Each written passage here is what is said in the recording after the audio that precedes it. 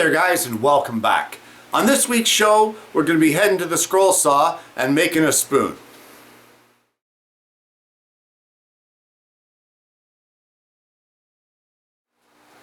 No, I didn't say we were spooning at the scroll saw.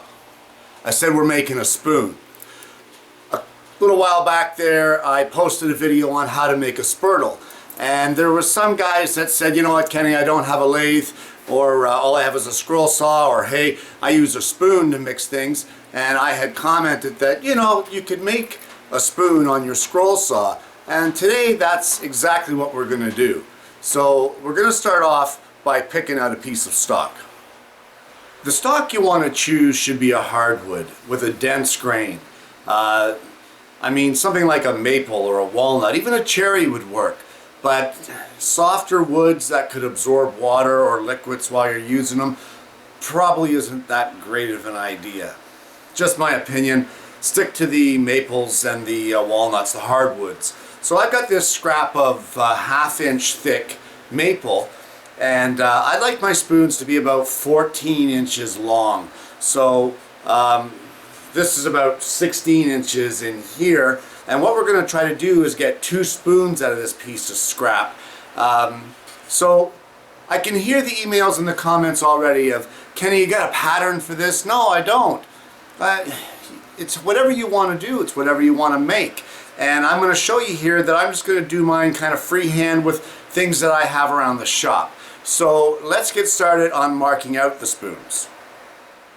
I've got my piece of maple here, and this is 2 3/4 inches wide by 1/2 inch thick, and it doesn't matter what size you've got.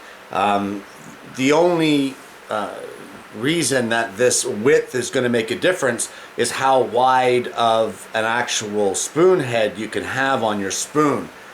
So because I'm going to try to get 2 out of this, I'm going to have to offset them end on end.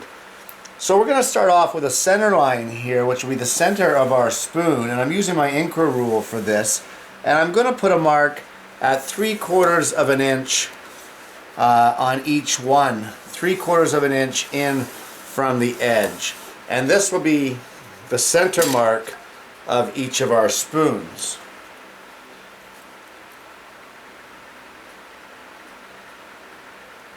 A little bit of trouble with my eyesight today.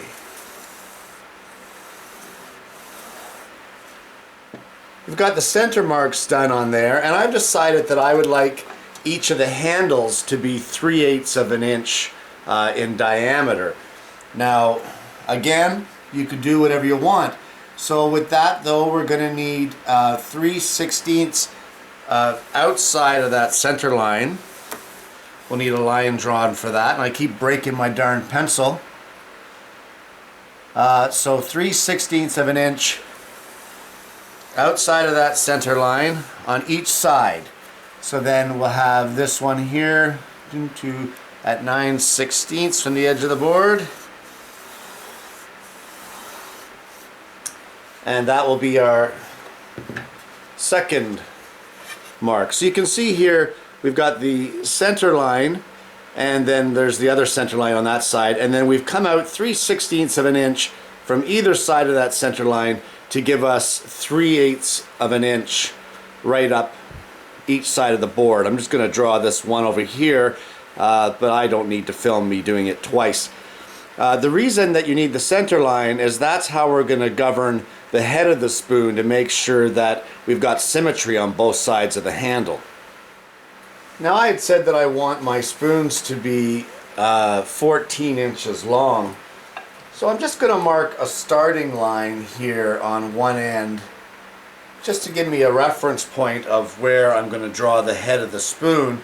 And what we're going to do is measure down 14 inches, and just like that we're going to put another mark across on this end, and that's just our reference of length. I mean, if it ends up to be a little longer, it's not that big of a deal. I think I had said that I wanted the head of the spoon to be 1.5 inches across. So I've got my compass set at 1.5, actually it's 3/4 of an inch, which will give us 1.5 inch circle. And you just want to line it up on the end and draw yourself at the end of each spoon on here an 1.5 inch circle. And then we'll come over to this one on this end, of course, line it up, and we'll go ahead and draw that circle. Now I know that these are not supposed to be circular, but that's where we draw a second circle. So we just want to decide exactly how large of a head that we'd like on the spoon. And I think what I'm going to do is make it a little bit kind of oblong and come back 1/2 inch from the center of each of these circles to draw our second circle for the spoon. And I mean, you can do whatever you want. Set it 1,000,000 times. Just because I do it one way does not mean that that's the way that it has to be done. Everybody has their own method. So there's that second circle at 1/2 inch away, and there's another one there, just like that. All you need to do now is join up the lines on the edge. So I'll go ahead and join those up, and then we'll come back with the next step. But I'll just show you how that looks there. There's your 2 circles here and here to make up the head of the spoon. The next thing I want to do is take a circle template, and I just want to round off the corner between the bottom of the spoon and our handle. And again, you can use whatever method you want. You can draw it freehand or with a template, as I'm doing here, but the choice is 100% yours. So I've got these drawn out now. I'll just give you a little view of what that's like. Now we're going to take it over to the scroll saw and cut these out. But what you want to do is you want to try to follow the lines in this case as closely as possible. We won't be sanding up to the line on these ones. So we're going to take it over to the scroll saw and we'll cut these out.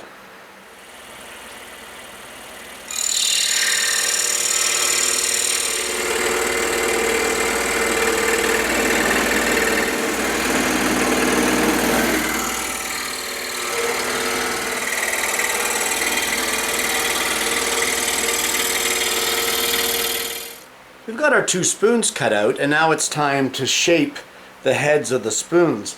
And for that, I've just got a sanding drum installed in my cordless drill. So we're going to do the inside of this spoon, or the concave section of the spoon first. So shape it as much or as little as you like. So I'm just going to go ahead and shape this, and you'll get the idea as I go.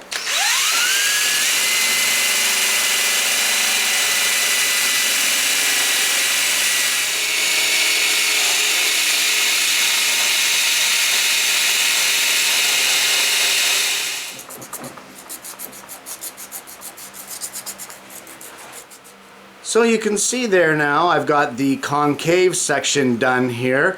A little bit of hand sanding just cleaned it up a bit, and you don't need a lot here. I mean, it's not a ladle, it's a wooden spoon.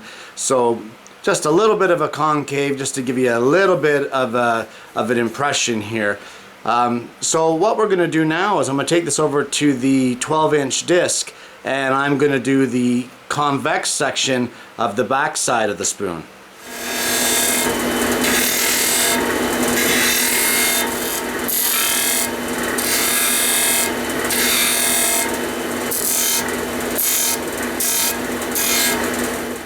And with that now, a little bit of hand sanding, and you can see we've got the back of the spoon done, and the entire kind of bowl of the spoon is finished. Now we're going to work on the handle, and for that what we're going to do is I'm going to run a 1/4 inch round over bit along this this handle, just to take off some of the square edges of it.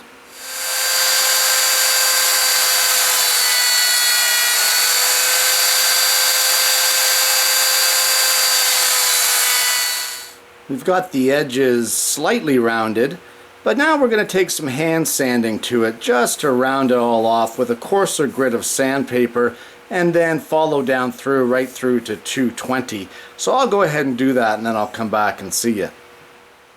And with the hand sanding done now, you can see we've got ourselves our wooden spoon made on the scroll saw with some sanding drums. And there you have it. Wooden spoons made on the scroll saw for those of you that don't have a lathe and can't make a spurtle.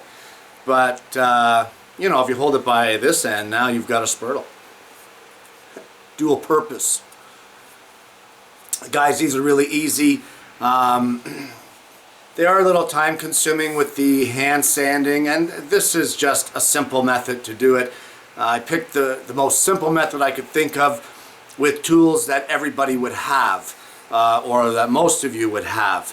And of course there are other options. You could chisel out the concave here, you know, you could file the back end here if you don't have the disc sander. Use your imagination, but whatever you choose to do and however you choose to shape your spoon, just make sure you do it safely. You don't need to be losing fingers over something as silly as a wooden spoon. Great way to use up your scrap stock. Guys, thanks for watching, and I'm going to see you again next week with yet another woodworking video.